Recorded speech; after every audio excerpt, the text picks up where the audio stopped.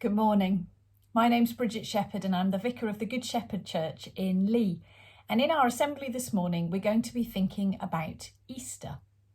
So let me start by asking you a question. What do you think of when I say the word Easter? Maybe you think of hot cross buns or bunny rabbits, or maybe like most people, you think of chocolate eggs. Well, for the next few minutes, I'm going to show you some objects that I think of when I think of Easter, and I've got them all here inside my basket, so I will pull out each object one at a time, and as I do, I'll tell you a bit about the Easter story. So my first object is this, a leaf. Jesus and his disciples went to Jerusalem for the Passover feast. Jesus rode into Jerusalem on a donkey, and a big crowd of people welcomed him. They waved palm leaves and they cheered, "Hooray! Here comes the King of Israel." But the leaders in Jerusalem didn't like Jesus. They saw how many people were following him and they were angry and jealous.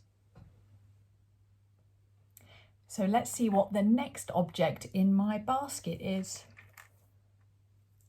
Coins. Meanwhile, Judas, one of Jesus' friends, went to the leaders. He asked, "How much will you pay me if I help you capture Jesus?" 30 pieces of silver, they said. So Judas took the money and made a plan. I wonder what my next object is. It's some bread. Later that night, Jesus and his friends gathered for a special meal. Jesus picked up a loaf of bread and broke it into pieces. He gave the bread to his friends and said, "This bread is my body, given for you. Every time you eat this, think of me." Then he picked up a cup of wine and said, "This wine is my blood, given for you. Every time you drink it, think of me." Jesus' friends were worried and afraid. They thought that something bad was going to happen to Jesus. So let's see what comes out of my basket next. It's a huge sword. Jesus and his friends got up from the table and went outside to pray.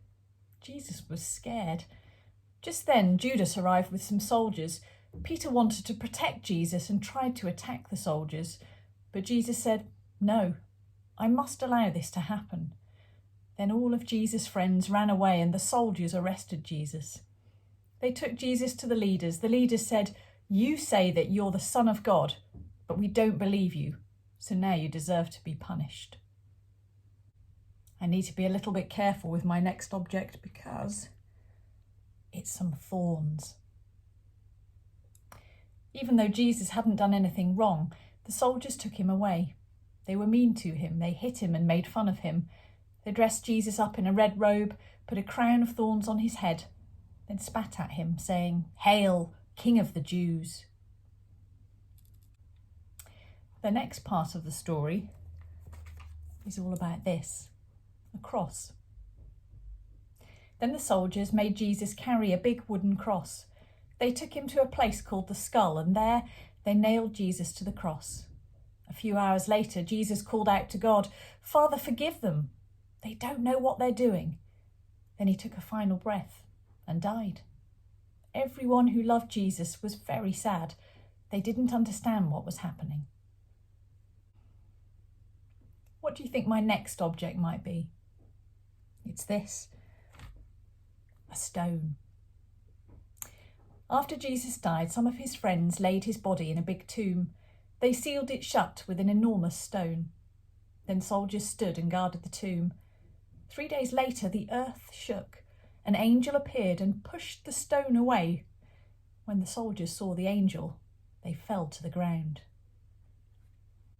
And so to my final object, except there is no final object. The basket's empty. A little while later, some of Jesus' friends went to the tomb. When they got there, they saw that the stone had been rolled away. They went inside and found that the tomb was empty. Jesus had gone. The women were frightened and confused. When they came out of the tomb, the angel spoke to them. "Don't be afraid. Jesus is not here. He has risen. He's alive.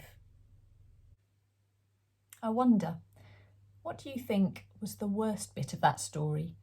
And what was the best bit of that story? Another question you might like to ask is, what does the Easter story mean?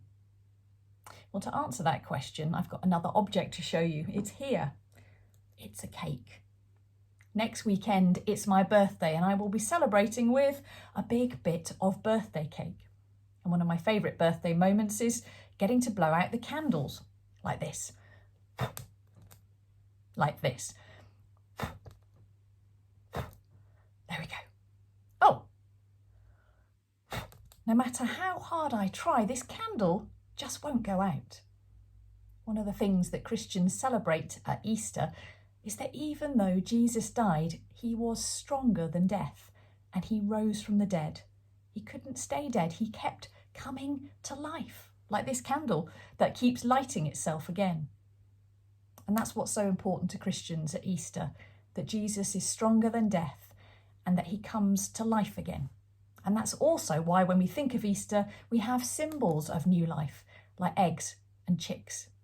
So just to finish this assembly, I'm going to show you a cute video of a chick. I hope you enjoy it.